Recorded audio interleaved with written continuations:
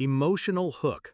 She didn't even call me first. No warning, no conversation, just a public execution on her Instagram story.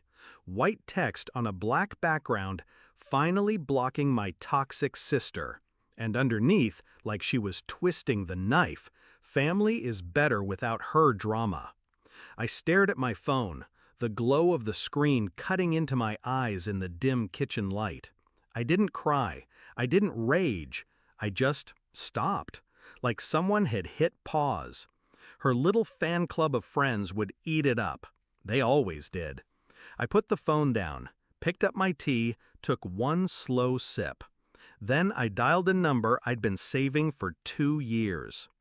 Backstory setup. Lena was my younger sister by 3 years. She was the reckless one, the golden one, the one who could spill a drink on someone at a party and get laughed at instead of yelled at. We weren't always like this. When we were kids, I used to cover for her. Lies to mom about where she'd been, forged signatures on late homework slips, sneaking her back in after midnight. I thought that's what sisters did. She said we were a team, always, no matter what. The first real crack came after Dad died. She stopped calling unless she needed something. I thought it was grief. Turns out it was convenience.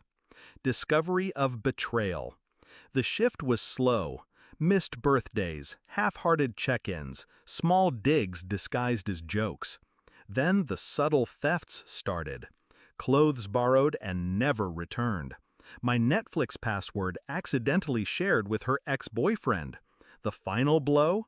Last year, she sabotaged me for a promotion.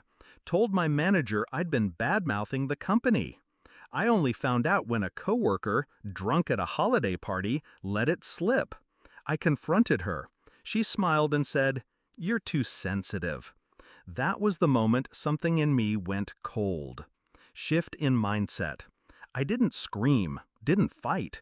I just started taking notes. Her patterns, her weaknesses, her ambitions. Lena had one dream, working at Fairchild PR, the most glamorous firm in the city. She'd been chasing it for years. Every internship, every carefully curated post on social media, every networking brunch was aimed at getting in that door. And last month, she finally got the call, a conditional offer. She couldn't shut up about it. The background check would be the last hurdle. She didn't know I knew the head of HR there. She didn't know that I was the one who'd introduced her to him at a mutual friend's wedding, back when I still thought we could be close again. Execution of the plan. When the Instagram post went live tonight, I waited exactly 5 minutes. Long enough for her friends to screenshot it, long enough for her to think she'd won whatever petty point she thought she was making. Then I called Daniel. "She's still lying, you know," I said, my voice calm. I didn't want to bring it up before because family. But since she's about to represent your clients, you should probably know about the non-disclosure she violated at her last job. Every word I spoke was true. Technically, she had leaked details from a client pitch at her last internship, bragging to me about how clever she was for impressing the competition. I gave Daniel dates, names, and the name of the rival firm's executive she'd slept with. He didn't say much, just listened. I knew that tone, the sound of a man filing something away for immediate use.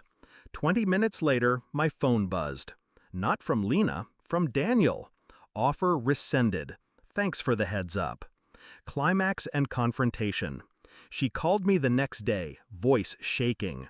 "Did you talk to Fairchild?" I let silence stretch until it hurt. "I didn't have to," I said finally. "You did this to yourself." Her breath hitched. "You've always been jealous." "No," I cut in. "I've always been patient." The line went dead. Resolution and emotional release. That was 2 weeks ago. She hasn't posted about me since. In fact, her Instagram has been unusually quiet. People think revenge is about rage. It's not. It's about precision.